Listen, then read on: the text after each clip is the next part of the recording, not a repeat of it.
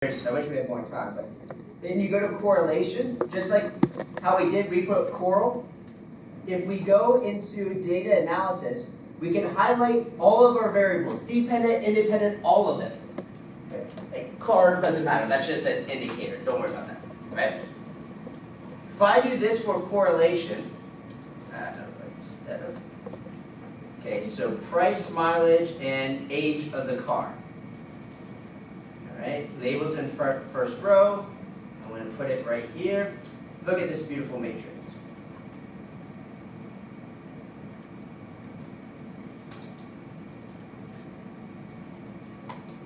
This gives the correlation, pairwise correlation for every single variable, every possible combination. Okay. So looking at this, and this could be a chart. This, you can copy and paste it directly into your paper, because this is already nice looking. Just give it a title and copy and paste it into it. Yeah. What this is telling you is this is the R, the correlation coefficient between -1 and 1, and we know what that means, right? Nod your head, because, okay, good.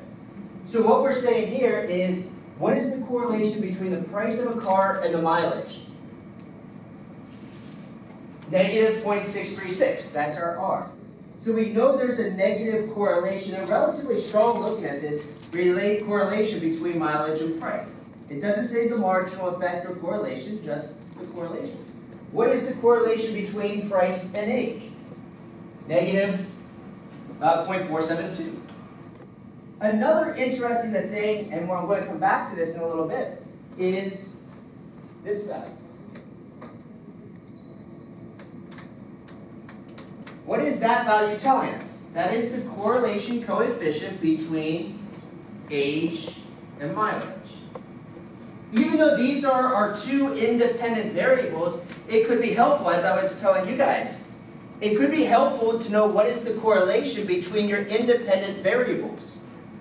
Why would that be important? What if your independent variables are highly correlated with one another?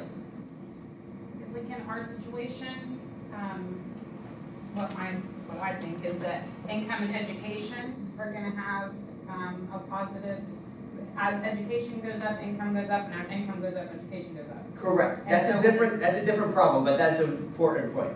What that is called is reverse causality. Reverse causality is a problem in econometric studies. Does the chicken affect the egg, or the egg get the chicken? Which affects what?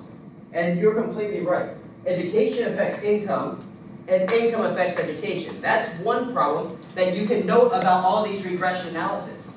We're looking at the marginal impact of independent to dependent, but it could clearly be the reverse. That's a good sentence to write about we are worried about reverse causality. And that's really good. The other thing that I was pointing out here, looking at this correlation between two independent variables, is it possible that unemployment and income per person are related to one another? Is that possible? Is it possible that unemployment is related to incarceration? It's a huge problem in the US, right? That people who go to jail, you have to mark that box on your application saying that you were convicted of a crime. So does that mean you're more likely to be unemployed? One could say yes.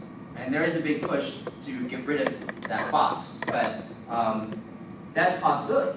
All right, what is this called? Whiteboard. Whiteboard, no. It's a fun made-up word called multicollinearity. What we're going to be talking about a little bit today. I'll write it up on the board. What multicollinearity, why the problem is if we have a regression like this, where we include all independent variables, but two or more of the independent variables are correlated with one another, what do they do in a real sense? They cancel each other out a little bit. What Excel struggles to do is disentangle what is the effect of income and versus what is the effect of incarceration. If they're related to one another, it can't disentangle, right?